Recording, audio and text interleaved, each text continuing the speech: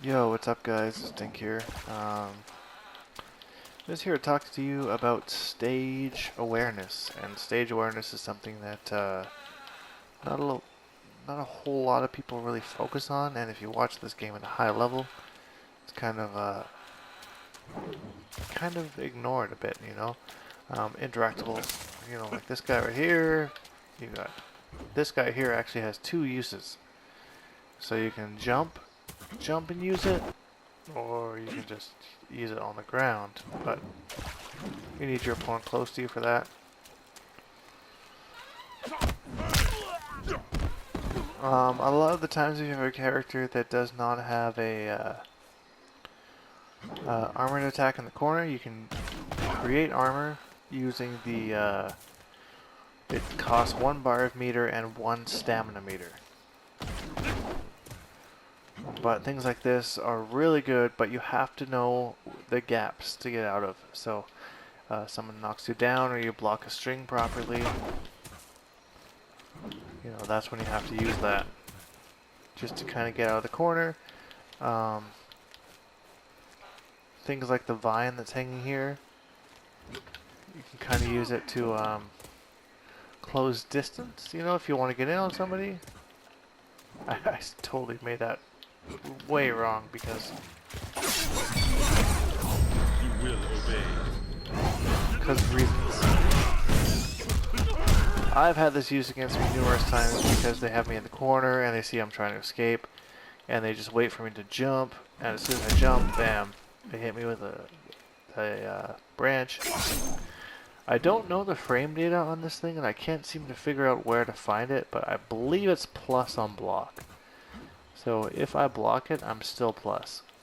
And then I'm stuck in the corner, which really sucks.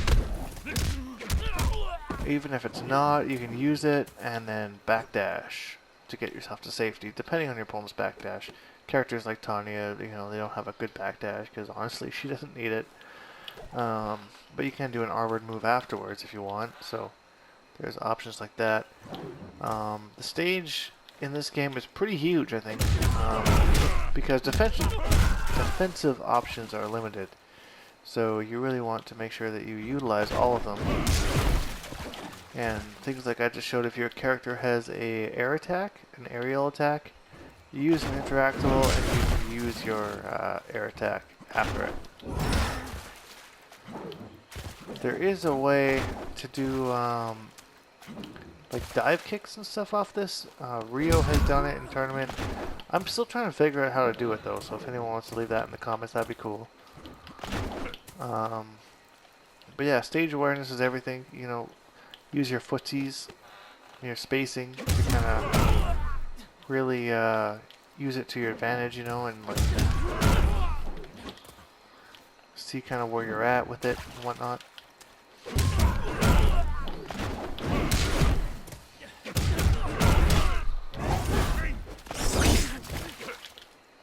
You can do steps like that, but it's all character dependent, right?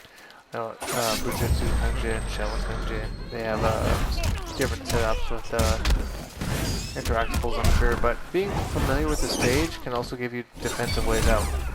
Like I was mentioning with Quan earlier, with the armored out of that, So it's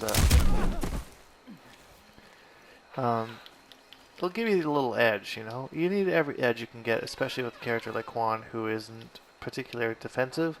But if you have a character who is defensive and they can take advantage of defensive options to enhance their defense, then it gives your opponent one more thing to think about. So that is it for this episode of Dink Tips.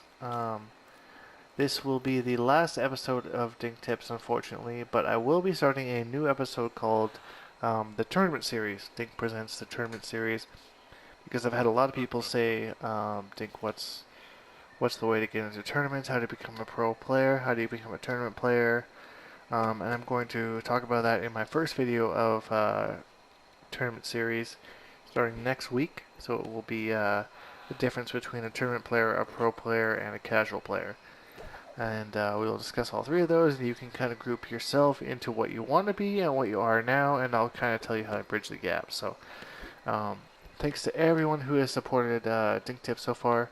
I've had a lot of fun doing it, and I really look forward into furthering your career and mine as well. So thanks again, and we will talk to you all soon.